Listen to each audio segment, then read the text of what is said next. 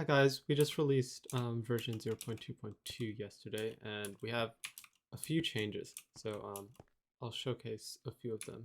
We changed how the redstone dots are visualized. So the different colors was a bit noisy and not very good for color blindness. So what we've done instead is we have these small indicators if the wire is connected, kata or ana. The green cross means that the wire is connected in the kata direction, so it's pointing in that direction. We can see that with if I place a wire here, move one kata, and we'll move those for now, place some wires, we can see that this wire here connects to the button and then has a green cross, which means it's connected kata. If I move kata, then it's going this way, and this wire over here says it's connected ana from the purple circle thing. The reason why this says it's connected, even though like there's no actual redstone there, is because well, the default wire state is that like all sides are pointing outwards, and then you can switch it to the dot state as well. That's kind of the reason why you'll see things where you place redstone and then redstone on another slice, and there it'll indicate. So on the origin slice, if I move one ana, then you can see it's saying it's still connected ana, even though there's nothing here.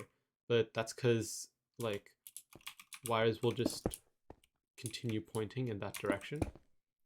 So that's a feature we've implemented. We can see if we connect it a different way, then it like reroutes itself. Another big thing we did is we got repeaters working. So well, repeaters, yeah, working, and we made some models for them. So you can see what's happening here is I'm pressing the button, and then in the slice kata, it's one kata, so it's connected in the ana direction to the button, and then it's connected to over here the redstone wire, and over here all of the repeaters. And when we press them, everything lights up in turn. And if we were to place some redstone lamps, let's see, where are they? They're here. We'd see that they all light up and unlight in that order as well. So the repeaters are working. They're also, let's see, a few things we have is like, you can make a sort of like redstone clock sort of thing where the repeaters like alternate states. You can do that with like these repeaters as well. So the ones, again, the purple ones are ana facing repeaters, and you can place them by holding the place W button, the ana button, holding down the place W and ana buttons, and also clicking right click. So you can see here in my controls, place W is set to left alt, and step ana is set to E. So if I do alt E, I can place it pointing in the ana direction. And if it's pointing in the ana direction, that means that if I step one in the kata direction, it'll get powered from that. And you can configure the delay on them as well. So you can change the delay of them going from 1 to 4 ticks. And we also have the locked versions of them. So the locked versions mean that if it's coming from any, so the idea is any horizontal side that isn't the pointing direction, if there's a repeater pointing into that, then the other repeater will get locked, so it doesn't matter if you power it on or off. This applies to repeaters on the side, so this repeater is off right now. If I move kata and place in, not a torch, an ana facing repeater, and have that powered, now this is also locked because it's getting powered from the side. It's one of the sides that is, it's not its facing direction, but it is a horizontal side. So that's how, if it's perpendicular in that way, that locks it. The ones that are pointing kata, you can basically lock them from kata or ana. You can lock them from any direction because it's like in any direction, on horizontal direction on the slice. So like in the X and Y ones, X and Z ones. But because these are like the sides, it's like you can see redstone won't even connect this way because that's like expecting redstone to connect on these sides. We got repeaters working. What else is there? Yep, repeaters.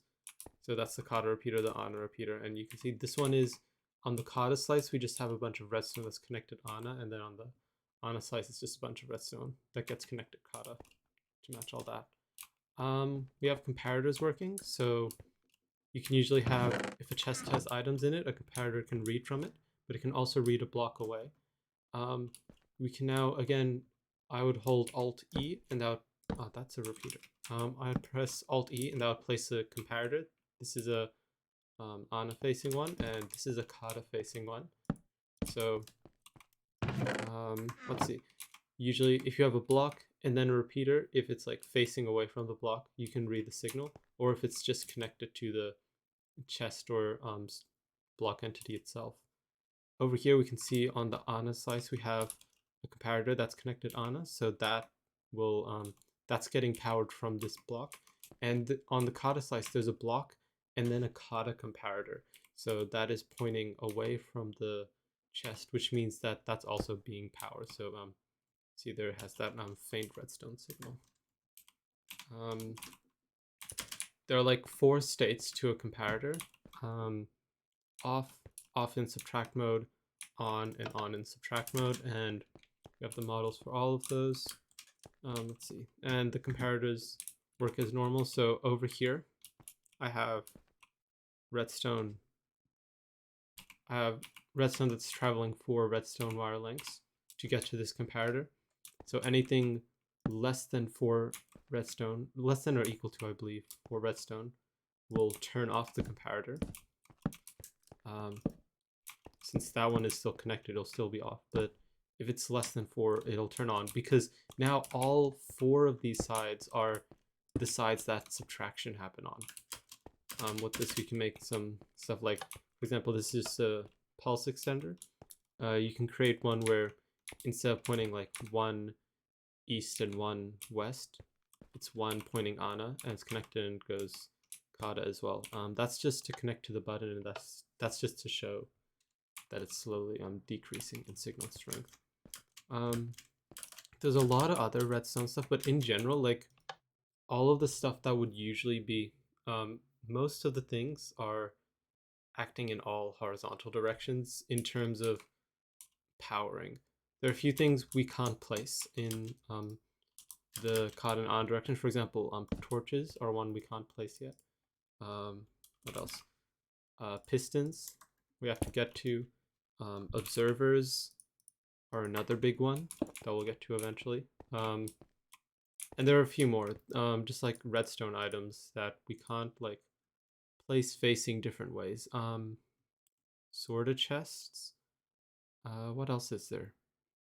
I think that's the main things. Levers and buttons are another 2 big ones where we are working on getting those to be able to place like on the side of blocks. So if there was a block here, then we could place this button here, but it would be attached to the block that is 1 kata to it as well. So we'll get that working eventually.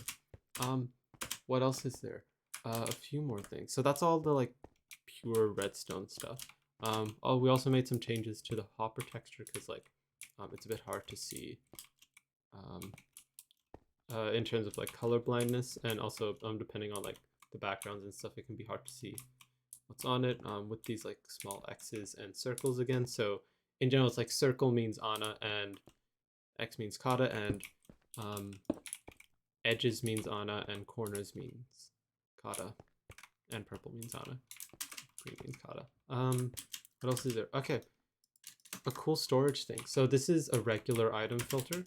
What I can do with this is if I put, we can tile these designs. So it's like in this case, if redstone goes, only redstone will go into this, and only redstone will come out of this. We can't do kata ana torches just yet. So I have this like modified design where it's basically the same. It's just it goes up a block higher, except and you have to like go down and power a normal upright facing torch. In this one, let's see, I have a few filters, one for redstone, concrete, other concrete. We'll see that if I just, whoops, that should be fine. If I just put some stuff here, we'll find that some of the stuff gets into this chest, and then the light blue and lime concrete get filtered, and then you have like this leftover one as well. That's usually how these things go. But this design is 1D tileable, and if it's 1D tileable in 3D, that means that it's 2D tileable in 4D. So what I have here is we'll just look at the red concrete one. This one takes in red concrete.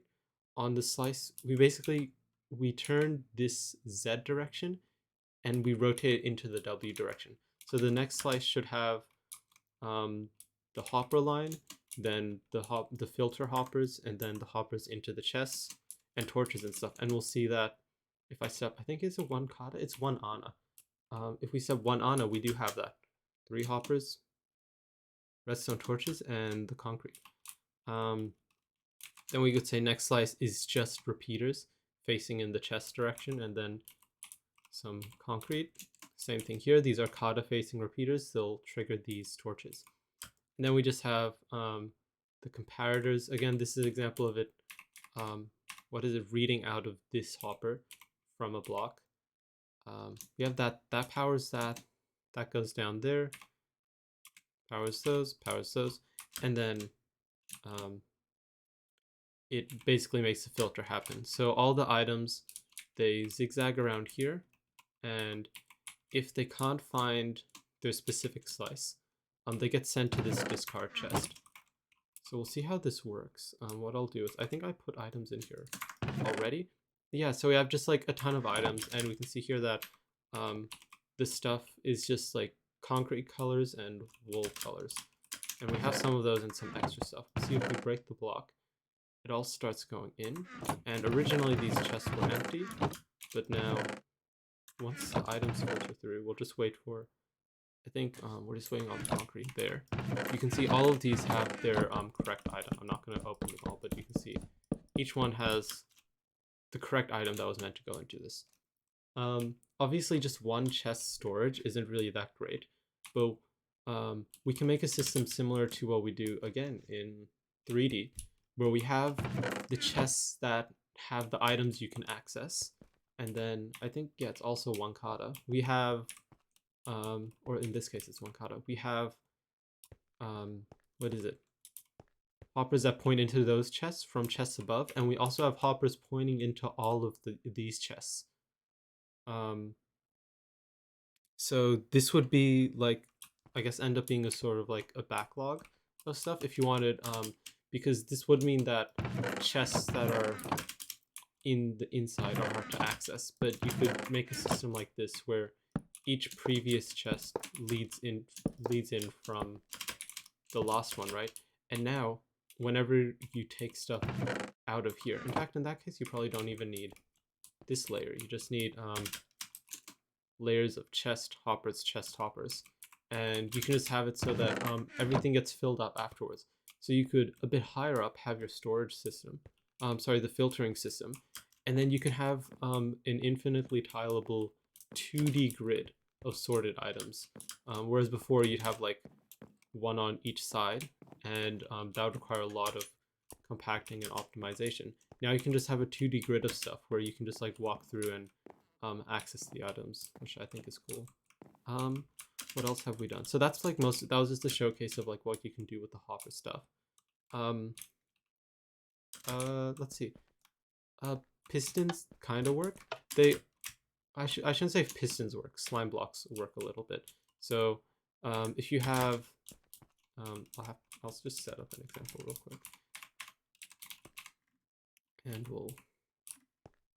if you have a piston that is pushing a slime or a honey block, then any block adjacent to it should also move.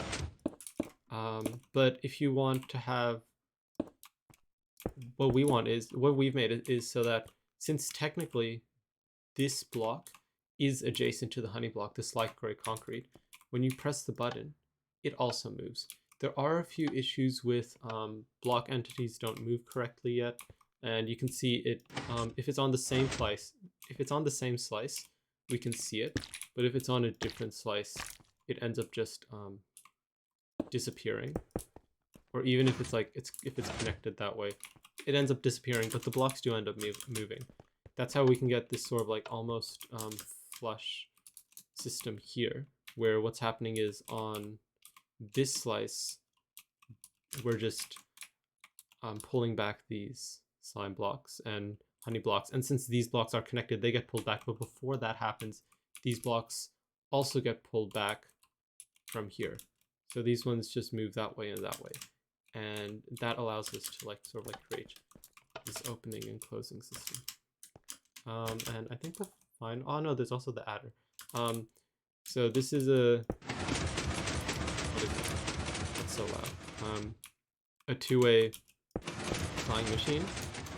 This can also work in what is it? Rotating in 4D. So this slice over here is actually on another slice. So what that allows us to do is we can place it over there, and also I'm not on honey. It's not taking me with it, but you can see that the whole thing is moving. So on this slice, this is moving as well, and that can just go on forever, I guess. What else is it? Safia made a really cool sort of 8-bit writer. So this is a compacted version of the design, but in the end, when you press this button, it writes whatever this lever has set to it. So you can see this lever doesn't do anything usually, but when I press the button, it sets it. So if it's off and you press it, it stays off. If it's on, this doesn't matter, but when you press it, then the light above turns on. What we've done is, again, this is 5 wide in the north-south direction. So what we've done is we've just taken that and we've converted it to 5 W slices. So starting from the last, the cottonmost slice, we just have 5 slices of it, and we've and that basically allows us to have a ton of them next to each other. So you can see flicking these levers doesn't actually do anything. Those lights don't change, but when I press the button to update, they all update to the correct one. Yes, this is pretty cool, and I've just set up a thing that makes, why is this broken? That's not something we need to use right now, I guess. I think this repeater is the wrong way around.